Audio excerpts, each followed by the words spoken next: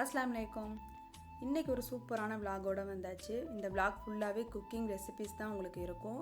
இதில் ஒரு 9 வகையான ரெசிபி நான் ஷேர் பண்ணியிருக்கேன். ஸோ ஸ்டெப் பை ஸ்டெப்பாக நம்ம பார்க்கலாம். ஒரே ஆளாக இருந்து ஒரு 2 ஹவர்ஸில் ஃபுல் வெஜ் மீல்ஸ் எப்படி பிளான் பண்ணி பண்ணலாம் அப்படிங்கிறது தான் இந்த விலாகில் உங்களுக்கு நான் இன்ஃபர்மேஷன்ஸாக கொடுத்துருக்கேன். ஸோ வீடியோவை ஸ்கிப் பண்ணாமல் பாருங்கள். வாங்க இப்போ வீடியோக்குள்ளே போகலாம். Welcome to பெனாஸ் cafe. ஃபஸ்ட்டு நான் அன்றைக்கி என்ன சமையலுக்கு தேவையோ அதை மட்டும் அன்றைக்கி போய்ட்டு நான் வாங்கிட்டு வந்துட்டேன். வெள்ளிக்கிழமை தான் செஞ்சேன் அப்படிங்கிறதுனால நான் ஃபுல் ஃப்ளெட்ஜாக வீக்கெண்டு திங்ஸ் எதுவும் வாங்கலை. அன்றைக்கி சமையலுக்கு தேவையான திங்ஸை மட்டும் நான் வாங்கிட்டு வந்துட்டேன். இன்றைக்கி ஃபுல்லாக வெஜ் மீல்ஸ் மாதிரி பண்ணலாம் அப்படிங்கிற மாதிரி ஒரு பிளான் பண்ணிவிட்டு என்னென்ன வேணும் அப்படிங்கிறத லிஸ்ட் எடுத்துகிட்டு அதுக்கு தேவையான காய்கறிகள் மட்டும் வாங்கிட்டு வந்துட்டேன். ஸோ வாங்கிட்டு வந்துட்டு ஃபஸ்ட்டு நமக்கு ஊற வைக்கிறது, அதுக்கப்புறம் வேக வைக்கிறது எல்லாமே ஸ்டெப் பை ஸ்டெப்பாக நான் பண்ணிகிட்டு இருந்தேன். ஸோ அது எல்லாமே எப்படி பிளான் பண்ணி பண்ணுறேன் அப்படிங்கிறத நான் உங்கள்கிட்ட அப்படி சொல்லிகிட்டே வரேன். ஸோ வீடியோவை ஸ்கிப் பண்ணாமல் பார்த்துட்டே வாங்க. உங்களுக்கு ஒரு சின்ன சின்ன ஐடியாஸ் கிடைக்கும். நீங்கள் தனியாக ஏதாவது செய்கிறீங்க, இல்லை ஏதாவது ஒரு விருந்து மாதிரி பிளான் பண்ணுறீங்க அப்படின்னா இது கொஞ்சம் உங்களுக்கு ஹெல்ப்ஃபுல்லாக இருக்கும். ஸோ நான் தேவையான திங்ஸ் எல்லாமே எடுத்துகிட்டேன் இல்லையா. ஸோ இந்த முருங்கைக்காயை பார்த்துக்கிட்டே இருக்கேன். நான் அவ்வளோ பெருசாக இருக்குது. ஊரில் தான் இந்த மாதிரிலாம் கிடைக்கும். இங்கே ரொம்ப ரேர் இந்த மாதிரி முருங்கைக்காய் கிடைக்கிற. எவ்வளோ நீளம் இருக்குது பாருங்கள். ஸோ அதையுமே பார்த்துட்டு இருந்தேன். முதல் நாளே வீட்டில் கொஞ்சம் சின்ன வெங்காயம், பூண்டு இதெல்லாம் இருந்ததை கொஞ்சம் உரித்து வச்சேன். பூண்டு எதுக்குன்னா நான் இஞ்சி பூண்டு அரைச்சி வைக்கணும், அதுக்காக உரித்து வச்சேன். சரி, அதுக்கப்புறம் நம்ம சமையலுக்கு யூஸ் பண்ணிவிட்டு தேவைப்பட மறுபடியும் உரிச்சிக்கலாம் அப்படின்னு சொல்லிட்டு உரித்து வச்சாச்சு. சின்ன வெங்காயம் கொஞ்சம் இருந்தது, அதையுமே உரித்து வச்சுட்டேன். அடுத்து ஊற வைக்கிற ஐட்டம்ஸ் எல்லாமே ரெடி பண்ணிடலாம் அப்படின்னு சொல்லிட்டு ஃபஸ்ட்டு நான் சிக்கன் தான் மேரினேட் பண்ண போகிறேன். எக்ஸ்ட்ராவாக நான்வெஜ்னால் இது மட்டும் தான் ஆட் ஆகுது. பிள்ளைங்களுக்காக சிக்கன் கொஞ்சம் 65 பண்ணலாம் அப்படின்னு சொல்லிட்டு அதுதான் எடுத்துகிட்டு இருந்தேன். போன்லெஸ் சிக்கனாக ஒரு 1/4 கிலோ அளவுக்கு எடுத்திருக்கேன். அது கூட கார்ன்ஃப்ளவர் மாவு, அரிசி மாவு, இஞ்சி பூண்டு, சிக்கன் 65 பவுடர், அப்புறம் கொஞ்சமாக மஞ்சள் தூள், உப்பு, லெமன், அவ்வளோதான். இது எல்லாத்தையும் சேர்த்து நல்லா மிக்ஸ் பண்ணி வச்சுக்கிறேன். இதில் நான் தயிர் எதுவும் சேர்க்க மாட்டேன். தயிர் சேர்த்தோம் அப்படின்னா 65 உங்களுக்கு அடி பிடிக்கிற மாதிரியே எனக்கு தோணும். ஸோ அதனால் நான் எப்பவும் தயிர் சேர்க்க மாட்டேன். இதோட ரெசிபி உங்களுக்கு நான் தனியாகவுமே ஷேர் பண்ணியிருக்கேன். வேணா வீடியோவில் லிங்க் டிஸ்கிரிப்ஷனில் கொடுக்குறேன், செக் பண்ணி பாருங்கள். ஃபஸ்ட்டு இதை நம்ம ஊற வச்சிட்டோம் அப்படின்னா நம்ம லாஸ்ட்டாக நம்ம வேலையெல்லாம் முடிச்சுட்டு பொரிக்கிறதுக்கு நல்லா மேரினேட் ஆகி வந்துடும். ஸோ அதுக்கப்புறம் குழம்புக்கு தேவையான புளி நான் ஊற வச்சுருக்கேன். வத்த குழம்பு, ரசம், அதுக்கப்புறம் சாம்பார், இது எல்லாத்துக்குமே மொத்தமாகவே சேர்த்து ஊற வச்சுருக்கேன். அப்புறமா நம்ம கரைச்சி எடுத்துக்கலாம் அப்படின்னு சொல்லிட்டு வத்த குழம்புக்கு மாவத்தல் நான் எப்போ ஊற வச்சு தான் செய்வேன். ஸோ அதையுமே தனியாக ஊற வச்சுட்டேன். மோர் குழம்புக்கு கொஞ்சமாக அரிசி, பருப்பு இது ரெண்டுமே ஊற வச்சு செய்கிற மாதிரி இருக்கும். ஸோ அதையுமே ஊற வச்சுட்டேன். ஊற வைக்கிறதுல ஃபஸ்ட்டு நம்ம செஞ்சுட்டோம் அப்படின்னா அடுத்தடுத்து நம்ம வேலைகள் பார்க்குறது ஈஸியாக இருக்கும். இது அப்படியே ஒரு பக்கம் ஊறிட்டு இருக்கட்டும். அதுக்கடுத்து வேக வைக்கிற ஐட்டம் எல்லாமே வேக வச்சிடலாம். உருளைக்கிழங்கு நான் இன்றைக்கி கொஞ்சம் கல்யாண வீட்டு ஸ்டைலில் பண்ணலாம் அப்படின்னு சொல்லிட்டு ஃபஸ்ட்டு வேக வச்சுட்டு அதுக்கப்புறம் இது வறுக்கிற மாதிரி இருக்கும். ஸோ அதனால் ஃபஸ்ட்டு உருளைக்கிழங்கு வேக வச்சுட்டேன். இந்த குக்கர்லேயே அப்படியே பருப்பு அப்படியே 1 by 1 வேக வச்சுக்கலாம். நமக்கு கொஞ்சம் பாத்திரமும் சேராமல் இருக்கும் அப்படின்னு சொல்லிட்டு அதை வேக வச்சு தனியாக எடுத்துட்டு அதுக்கப்புறம் நான் கூட்டுக்கு தேவையான பருப்பை ஊற வச்சுக்கிறேன். இதோட ரெசிபிஸ் எல்லாமே உங்களுக்கு நான் டீட்டெயிலில் தனியாக ஷார்ட்ஸில் கொடுக்குறேன். இதில் நான் இப்போ என்னென்ன மாதிரி செஞ்சுருக்கேன் அப்படிங்கிற ஐடியாஸ் மட்டும் நான் உங்களுக்கு இந்த வீடியோவில் நான் ஷேர் பண்ணியிருக்கேன். இப்போ குக்கரில் கூட்டுக்கு தேவையான பருப்பு சேர்த்துட்டு அதுக்கப்புறம் வெங்காயம், பூண்டு, தக்காளி எல்லாமே சேர்த்துட்டு கொஞ்சமாக தண்ணி சேர்த்து இதை நான் வேக வச்சுக்கிறேன். இது வேக வச்சு எடுத்துகிட்டு இருக்க கேப்லேயே அதுக்கப்புறம் நம்ம சமையலுக்கு தேவையான காய்கறி எல்லாமே நான் கட் பண்ணி எடுத்துக்கிறேன். சாம்பாருக்கு தனியாக, அதுக்கப்புறம் பொரியல், அதுக்கப்புறம் மற்ற குழம்புக்கு எல்லாமே தனித்தனியாக நான் எல்லாமே கட் பண்ணி வச்சுருக்கேன். நம்ம கட்டிங் ஒர்க் எல்லாமே முடிச்சிட்டோம் அப்படின்னா நம்ம அப்படியே ஸ்டெப் பை ஸ்டெப்பாக ஒவ்வொரு அடுப்பில் தாளித்து விட்டுடலாம் அப்படின்னு சொல்லிட்டு அந்த வேலை எல்லாமே பார்த்தாச்சு. ஒரு பக்கம் மல்லி, புதினா, கருவேப்பிலை எல்லாமே ஒரே பாக்ஸ்லேயே க்ளீன் பண்ணி எடுத்து வச்சுக்கிட்டேன். நமக்கு கிச்சனும் சின்ன கிச்சன் தான் இல்லையா. ஸோ அதனால் எல்லாமே ஒரே பாக்ஸில் இருந்தால் நமக்கு எடுத்து தாளிக்கிறதுக்கும் ஈஸியாக இருக்கும் அப்படின்னு சொல்லிட்டு கீரை எல்லாமே கட் பண்ணி வச்சாச்சு. இந்த பக்கம் நமக்கு கூட்டுக்கு வேக வச்சுருந்த பருப்புமே வெந்துருச்சு. அதை மாற்றி வச்சுட்டு அதுக்கப்புறம் சாம்பாருக்கு நான் பருப்பு வேக போட்டுக்கிறேன்.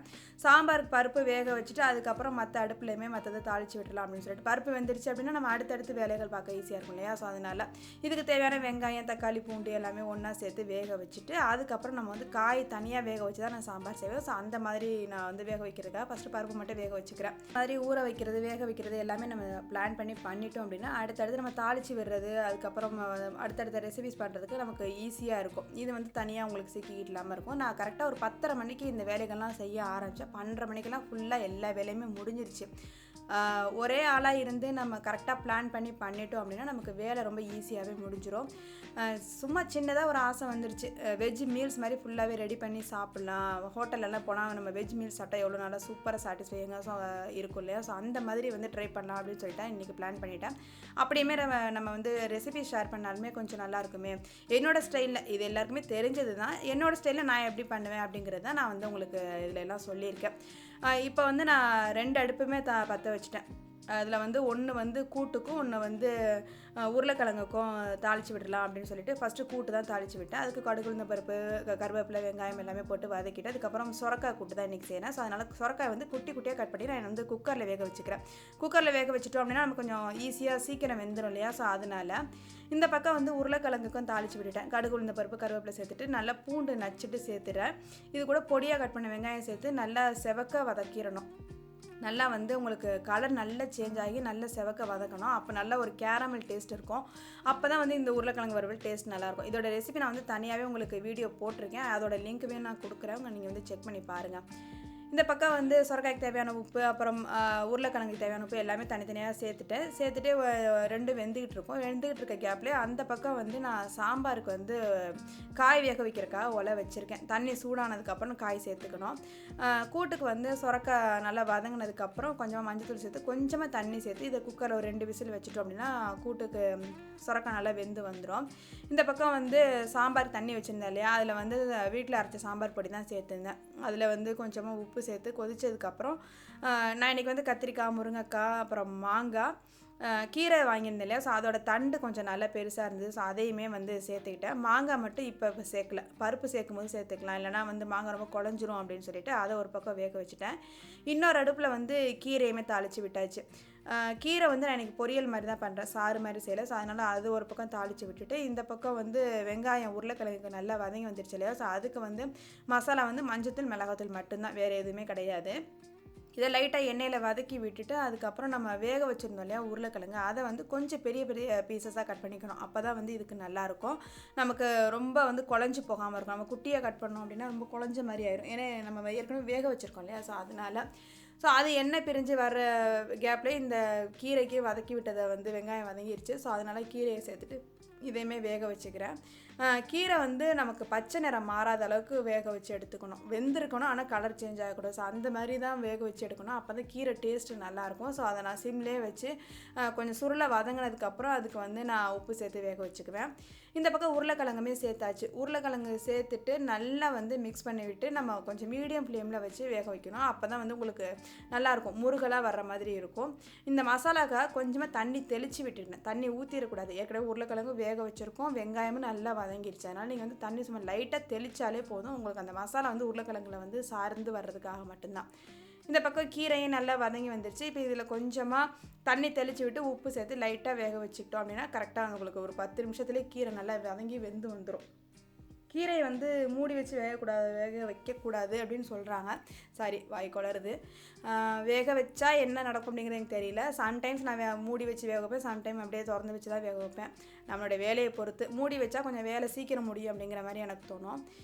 இந்த பக்கம் வந்து சொரக்காவும் நல்லா வெந்து வந்துருச்சு. இதுக்கு ஒரு மசாலா வந்து அரைச்சி நம்ம சேர்க்குற மாதிரி இருக்கும். ஸோ அதுக்கு வந்து என்ன சேர்க்குறோம் அப்படின்னா நம்ம மிக்ஸி ஜாரில் கொஞ்சமாக தேங்காய், அதுக்கப்புறம் காரத்துக்கு மிளகாய், கொஞ்சமாக ஜீரகம், இதை மட்டும் சேர்த்து லைட்டாக கோர்ஸாக அரைச்சி எடுத்துக்கணும். ரொம்ப பேஸ்ட்டாக அரைக்கக்கூடாது. கொஞ்சம் இந்த மசாலா எல்லாம் ஒன்று சேர்ந்து வர மாதிரி கொஞ்சம் குறப்பாக அரைச்சி எடுத்துக்க வேண்டியதான். எடுத்துக்கிட்டு நம்ம வேக வச்சுருந்தோம் இல்லையா பருப்பு, அதையுமே இந்த சுரக்காயோட சேர்த்துட்டு நம்ம அரைச்சி வச்சுருக்க தேங்காயுமே சேர்த்துடலாம். ஏற்கனவே நம்ம தாளிச்சிட்டோம் அப்படிங்கிறதுனால இப்போ தாளிப்பெல்லாம் தேவையில்லை. இதை சேர்த்துட்டு லைட்டாக ஒரு 5 நிமிஷம் மட்டும் லைட்டாக கொதி வந்தால் போதும். அந்த தேங்காய் டேஸ்ட்டும் நமக்கு ஃப்ரெஷ்ஷாக தெரியணும். ஸோ அந்த மாதிரி வந்து இருந்தால் தான் டேஸ்ட்டு நல்லாயிருக்கும். இதை லைட்டாக கொதிக்க விட்டுட்டு லாஸ்ட்டாக கொஞ்சமாக மல்லி இலை மட்டும் சேர்த்துட்டு இதை வந்து இறக்கி வச்சிடலாம். ஸோ ஒரு ரெசிபி ரெடி ஆயிடுச்சு. இதோட ஒவ்வொரு ரெசிபியுமே நான் உங்களுக்கு தனியாக வந்து உங்களுக்கு நான் ஷார்ட்ஸில் கொடுக்குறேன், செக் பண்ணி பார்த்துக்கோங்க. அப்போ உங்களுக்கு ரெசிபி எடுக்கிறதுக்குமே ஈஸியாக இருக்கும். உங்களுக்கு ரெசிபிஸ் வேறு எதாவது தேவைப்படுது அப்படின்னாலுமே நீங்கள் ரெசிபி போட்டு நம்மளுடைய பெனாஸ் கஃபே சேனல்னு போட்டு நீங்கள் செக் பண்ணி பார்த்தீங்கனாலுமே உங்களுக்கு கிடைக்கும். இந்த பக்கம் உருளைக்கிழங்குமே ரெடி ஆகிடுச்சு. ஸோ 2 ரெசிபி வந்து ஒரே டைமில் நமக்கு ரெடி ஆகிடுச்சு. நமக்கு அடுப்பு 4 அடுப்பு இருக்கிறதுனால இது கொஞ்சம் ஈஸியாக இருக்கும். அதனால தான் இந்த வேலையை நம்ம பிளான் பண்ணது. இந்த பக்கம் கீரையுமே ரெடி ஆகிடுச்சு. ஸோ சைட் டிஷ் எல்லாமே இப்போ ரெடி பண்ணியாச்சு. கீரை வந்து லாஸ்ட்டாக கொஞ்சமாக தேங்காய் சேர்த்து இறக்கி வச்சிட்றேன். தேங்காய் சேர்த்துட்டு நம்ம ரொம்ப நேரம் வதக்கக்கூடாது. பொரியல் அப்படின்னாலே நமக்கு கொஞ்சம் தேங்காய் டேஸ்ட் இருக்கணும். ஸோ அதனால் தேங்காய் சேர்த்துட்டு ஒரு 2 நிமிஷத்துலேயே இறக்கி வச்சிட வேண்டியதான். அந்த சூட்லேயே கொஞ்சம் தேங்காய் வெந்து வந்துடும். இந்த பக்கம் காய் வந்து சாம்பாருக்கு நல்லா வெந்து வந்துருச்சு. இப்போ நம்ம வேக வச்ச பருப்பையும் சேர்த்துட்டு பருப்பு சேர்த்த கையோடு நம்ம கரைச்சி வச்சுருந்த புளியையுமே சேர்த்துக்கிறேன். நான் மாங்காய் சேர்த்துருக்கேன், அப்படி மாங்காய் சேர்க்க போகிறேன். ஸோ மாங்காய் கொஞ்சம் புளிப்பாக இருக்குது. அதனால் புளி வந்து கொஞ்சம் அரை புளிப்பாக தான் சேர்த்துக்கிறேன். அப்போ தான் சாம்பாருக்கு நல்லாயிருக்கும். மாங்காயை சேர்த்துட்டு சாம்பார் தேவையான தண்ணி சேர்த்துட்டு இது நல்லா கொதிக்க வச்சிடுறேன். மாங்காய் வந்து ரொம்ப நேரம் வேகக்கூடாது. ஒரு 5 நிமிஷத்துலேயே நல்லா புழுங்கி வெந்து வந்துடும். இங்கே உள்ள மாங்காய்லாம் கொஞ்சம் பிஞ்சாக தான் இருக்க மாதிரி இருந்தது. ஸோ அதனால் அதை வந்து வேக வச்சுட்டு இந்த பக்கம் வந்து பாயசத்துக்காக தண்ணி வச்சுருக்கேன். தண்ணி நல்லா சூடு வரட்டும். அதுக்கப்புறம் உலை வச்சுருக்கேன். இந்த கேப்லேயே வந்து நமக்கு மோர் குழம்புக்கு வந்து மசாலா ரெடி பண்ணணும். ஸோ அதுக்கு ஒரு கடாயில் கொஞ்சமாக எண்ணெய் சேர்த்துட்டு சோம்பு அதுக்கப்புறம் பச்சை மிளகாய் ரெண்டையும் லைட்டாக எண்ணெயில் பொரிய விட்டு அதை வந்து மிக்ஸி ஜாரில் சேர்த்துக்கிறேன்.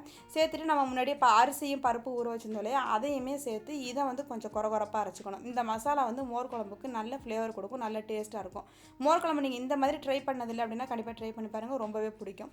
நான் இன்றைக்கி மோர் குழம்புக்கு வந்து வெண்டைக்காய் சேர்த்து தான் செய்கிறேன் அப்படிங்கிறதுனால அதை வந்து நல்லா வதக்கி விட்டுக்கிறேன். கொஞ்சம் குழப்பெல்லாம் இல்லாமல் இருக்கிறதுக்காக ஒரு 10 வெண்டைக்காய் போல் தான் நான் சேர்த்துருக்கேன். இதை நல்லா வதங்கிக்கிட்டு இருக்க கேப்பில் இந்த பக்கம் பாயசத்துக்கு தண்ணி நல்லா கொதி வந்துருச்சு. கொதி வந்ததுக்கு அப்புறம் தான் நம்ம ஜவ்வரிசி சேர்க்கணும்.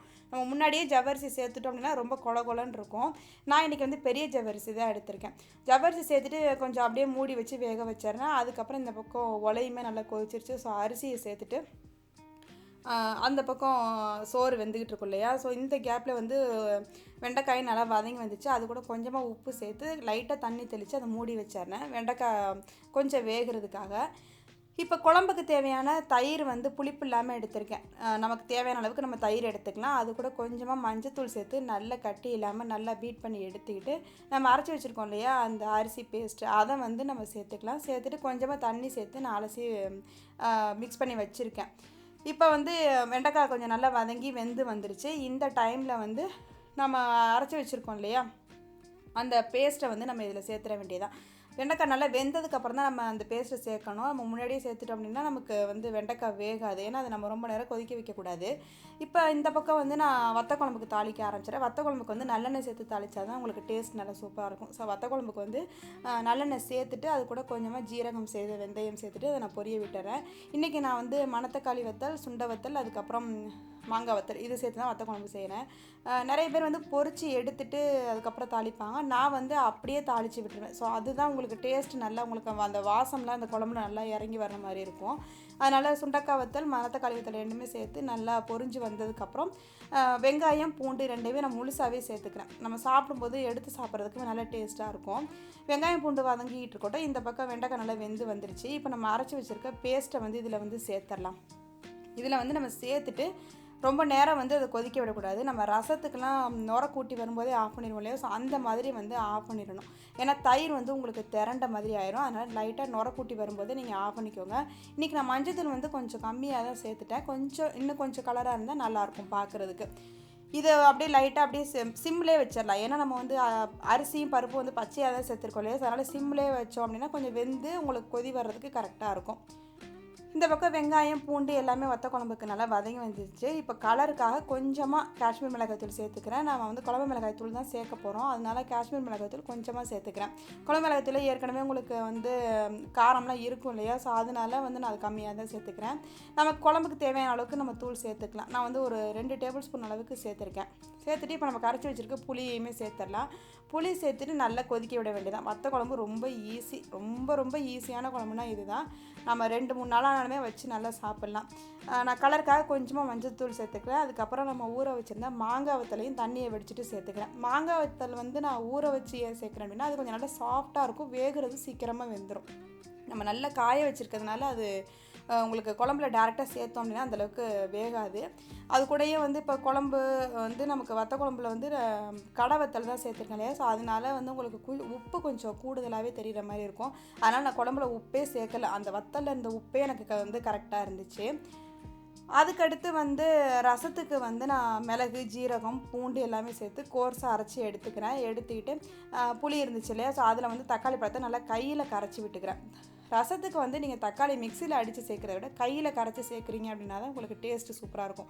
மிக்சியில் அரைச்சி சேர்த்திங்க அப்படின்னா அது ஒரு பேஸ்ட் மாதிரி ஆயிரும். தக்காளி வந்து உங்களுக்கு ரொம்ப கரைஞ்ச மாதிரி இருக்கும், ரசம் தெளிவாக இருக்காது. ஸோ அதனால் கரைச்சி நல்ல பழமான தக்காளியை சேர்த்து நீங்கள் கரைச்சி எடுத்துக்கிட்டீங்கன்னா தான் உங்களுக்கு டேஸ்ட்டு சூப்பராக இருக்கும்.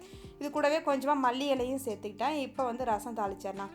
ரசத்துக்கு வந்து ஒரு கடாயில் கொஞ்சமாக எண்ணெய் சேர்த்துட்டு ஜீரகம், வெந்தயம் சேர்த்து பொரிய விட்டுறேன். இது கூட காஞ்ச மிளகாய், கருவேப்பிலை சேர்த்துட்டு நம்ம அரைச்சி வச்சுருந்தோம் இல்லையா அந்த மிளகு, ஜீரகம், பூண்டு அதை வந்து எண்ணெயில் சேர்த்து வதக்கி விட்டு ரசம் செஞ்சு பாருங்கள். அந்த ஃப்ளேவரே செம்மையாக இருக்கும். நம்ம நார்மலாக தண்ணியில் சேர்க்காமல் இந்த மாதிரி எண்ணெயில் சேர்க்கும்போது டேஸ்ட்டு சூப்பராக இருக்கும். நல்லா எண்ணெயில் பொரிஞ்சு வந்ததுக்கப்புறம் கொஞ்சமாக பெருங்காயத்தூள் சேர்த்துட்டு நம்ம கரைச்சி வச்சுருந்த புளி தண்ணியை வந்து இதில் சேர்த்துற வேண்டியதுதான். பெருங்காயத்தூள் நான் வந்து வீட்டில் அரைச்சி வச்சிருந்தது முடிஞ்சிருச்சு. ஸோ இப்போ வந்து நான் கடை தூள் தான் யூஸ் பண்ணிகிட்ருக்கேன். எனக்கு வீட்டில் அரைச்சி வச்சிருந்த தூள் ரொம்பவே ஃப்ளேவர் நல்லா இருந்துச்சு, சமையலுக்கு சாப்பாட்டுக்கெல்லாம் சூப்பராக இருந்துச்சு. இன்ஷால்லா அது மறுபடியும் ரெடி பண்ணணும். பெருங்காயத்தூள் வந்து எப்படி ரெடி பண்ணுறதுங்கிறதுமே நான் உங்களுக்கு வந்து ஷார்ட்ஸில் இப்போ தான் ரீசெண்டாக நான் போட்டேன், வேணால் செக் பண்ணி பாருங்கள். இந்த பக்கம் வந்து இப்போது வத்த குழம்பு நல்லா கொதிச்சிருச்சு, நல்லா எண்ணெய் பிரிஞ்சு வந்துருச்சு. லாஸ்ட்டாக கொஞ்சமாக வெல்லம் சேர்த்துட்டு ஒரு 2 டீஸ்பூன் அளவுக்கு மறுபடியும் நல்லெண்ணெய் கொஞ்சம் பச்சையாக சேர்த்து அப்படியே மூடி வச்சுட்டிங்க அப்படின்னா வத்த குழம்பு சூப்பராக ரெடி ஆகிடுச்சு.